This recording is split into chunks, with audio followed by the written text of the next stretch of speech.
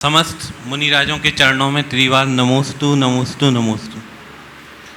सर्वप्रथम महाराज जी, हमारे जीवन में धर्म का सरलीकरण करने के लिए मैं और मेरा पूरा परिवार कृतज्ञ है। दूसरा महाराज जी, मतलब मेरी शंका ये है कि मैं विगत 20 वर्षों से तकनीकी शिक्षा के क्षेत्र में कार्यरत हूँ और तब से अब तक ये देख रहा हूँ कि एक तो बच्चों में पेशेंस की बहुत ही ज़्यादा कमी होती जा रही है। वो यदि पढ़ने आते हैं तो उनका ये रहता है कि हम बस एक दिन में ही सारा कुछ ज्ञान अर्जित कर लें, और ज्ञान भी वो मतलब बेसिक नॉलेज लेना नहीं चाहते हैं।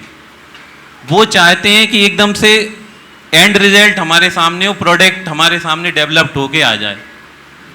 तो महाराज जी, हम मतलब क्या हमारी तरफ से एज ए टीचर करें, एज ए शिक्षक करें कि वो मतलब एंड रिजल्ट तक पहुँचें, लेकिन वो पूरी बेसिक नॉलेज के साथ पहुँचें।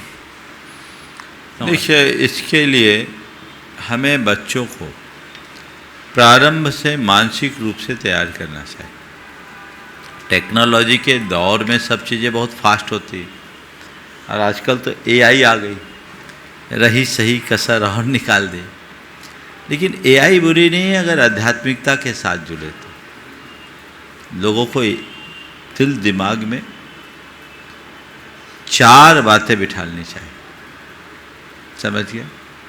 पहली बात, हमें एक एक करके 1000 सीढ़ी चढ़नी है, एक साथ 100 सीढ़ी नहीं।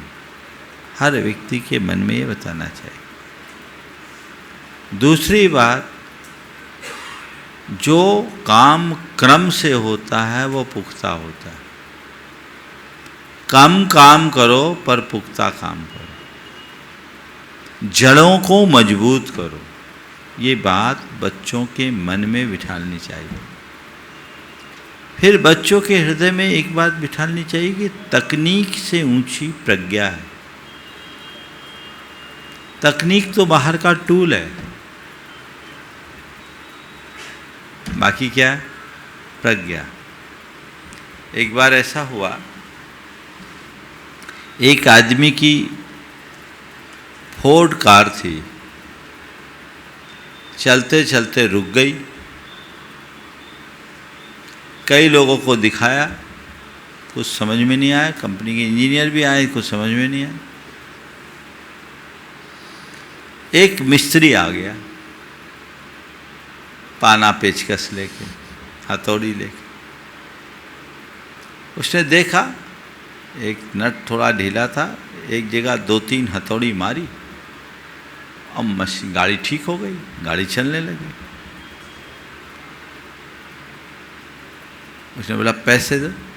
पैसे कितने चाहिए? बोले 10,000। कितने चाहिए? बोले 10,000। बोले 10,000 किस बात के? तुमने 2 ही हथौड़ी तो मारा, ये तो 10 रुपये का काम है। उसने जवाब दिया कि बिल्कुल सही कहा आपने, 2 हथौड़ी के 10 रुपये, हथौड़ी मारने के 10 रुपये और कहाँ मारने के 9,990 रुपये। हथौड़ी मारने के 10 रुपये, लेकिन ये हथौड़ी कहाँ मारना है? हथौड़ी चलाना, टूल्स का प्रयोग करना, टेक्नोलॉजी का इस्तेमाल करना है, ये तकनीक है। लेकिन कहाँ, कब, कैसे, कितना, ये प्रज्ञा है। समझ गए? तो टेक्नोलॉजी पर ज़्यादा निर्भर रहोगे, प्रज्ञा कुंद हो जाएगी तो कुछ नहीं करोगे। कितनी बड़ी टेक्नोलॉजी हो जाए, तुम्हें खुद को, अपने आप को डेवलप करना बहुत ज़रूरी है। अपने विकास के प्रति जब तक हम जागरूक नहीं होंगे, तब तक जीवन में कोई ठोस उपलब्धि नहीं हो। समझ गए?